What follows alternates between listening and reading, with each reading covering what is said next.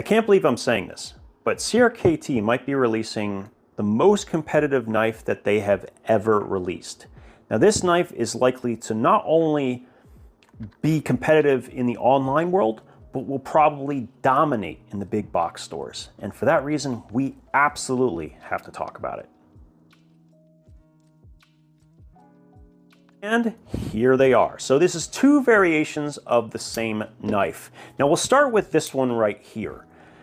Frame lock with a G10 sort of liner insert on both sides with a steel frame. So already looks really good, has a frame lock that is steel, but a couple of things that are worth mentioning. They've done a very good job on weight savings. You can see just how much they have cut out on the inside. Maybe I could do it better from the back. See that? And it's also gonna have plenty of texture for grip. Great combination of things to have on a knife. Now, the one thing I'm gonna say negative about this is going to end up being the pocket clip. So the bill of it really comes up a lot more than is necessary. It could probably stop about there and it'd be plenty good. But what they have exposed might catch on things. That's my only real critique. Other than that, I really, really like the design. Now the flipper tab, plenty of jimping here, and the detent is perfect. It really, really is. In fact, I was struggling to get it to fail, and see if I can get it to do it. No, I mean, I genuinely can't get it to fail, which means I'm just trying to release the pressure. Yeah, I can't get it to do it. It's very hard. Like, that's how good they have tuned the detent on this thing. I can even reverse flick it, even though it's not specifically designed for it. Phenomenal. Just really, really good job from CRKT on this one. So we have a hollow ground blade here, which is excellent. Very, very good for EDC tasks and a bunch of other things. And 14C28N. Came incredibly sharp. It has a decent sharpening choil. And check out how much belly we have in this knife. I mean, I'm not saying this is a skinning knife, but it certainly feels very food prep, sort of skinning knife, outdoorsy to me. That's what this knife kind of feels like. And it's the same thing with the other one, same handle, but different blade shape, and they kind of have different purposes. At least that's what it feels like. They also went ahead and they crowned, meaning they rounded the spine in multiple locations. Not only the back side here, which makes it very good for pushing your finger up against it and pushing hard. It also has this right here. So if you put your finger up front, it's not the most comfortable thing, but compared to what some of them feel like, which are very sharp, this does not feel sharp at all.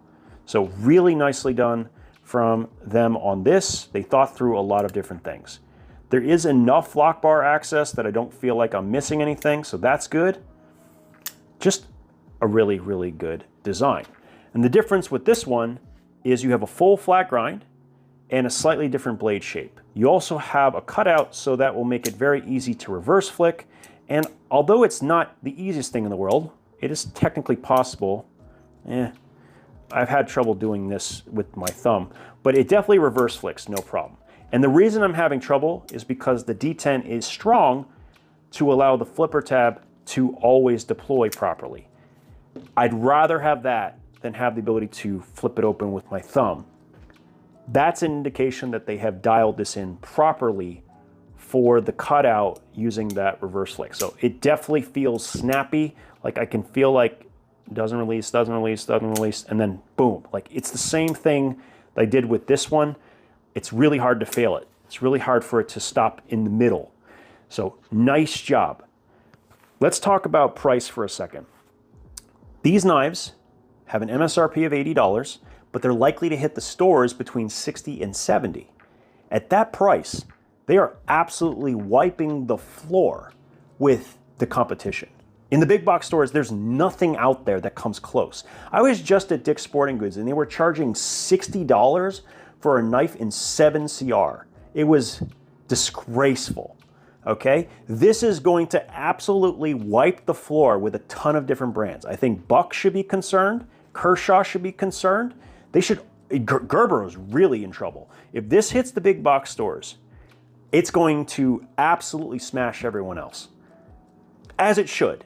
And I hope that the other companies take note, because this is what you should be doing. This is the way it should be. And this is what I want people to experience. Because once you have a knife like this, with the correct detent, the correct material, a proper sharpening choil, the right kind of grind, like remember hollow grind here versus flat grind? I mean, this is the correct grinds for the blade shapes, right? Once you have the right experience, you will never want to go lower again.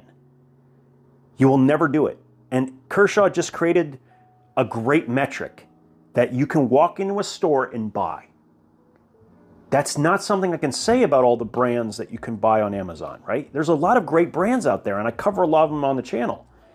Few of them are able to get into the big box stores and deliver something like this at a reasonable price. Congratulations, CRKT. I think you're going to have a very, very good year. And this is the knife that's going to lead the way, in my opinion. And they've also restructured their lineup entirely. We have this budget line. We have sort of a mid-grade where it's slightly higher end. In some cases, OEM knives, like they have a couple of automatics being made by Hogue. And then they have a third tier, which is like artisan level, limited releases that are specific ones designed by different designers. That is a perfect three-tier system, and I think they're positioning themselves perfectly. They finally have figured all of this out. They just have to get the rest of their lineup up to snuff. And it's starting to see that we're phasing out the 8CRs and that kind of thing from CRKT, and they're switching out to D2, and they source their D2 properly. 12C27, which I will show you in a knife later on, and also this steel, 14C28, which in my opinion is probably the best budget steel you can get right now. Just my thoughts. So yeah, it's all we got to say here. This is the knife from CRKT you should get this year if you're going to get one from them. And at the price point, yeah, I'm happy. If these come in at 60, oh man, I think every other company is going to be in big trouble. Yeah, I think it's going to be really tough to compete with these. That's just my thoughts. I'm going to leave it here. I'm curious to see what you guys think down in the comments. I had basically written off CRKT as being too expensive over the last couple of years. This doesn't feel like that to me. This feels exactly where it should be. Let me know what you think. As always, thank you for your time, and we'll talk again soon.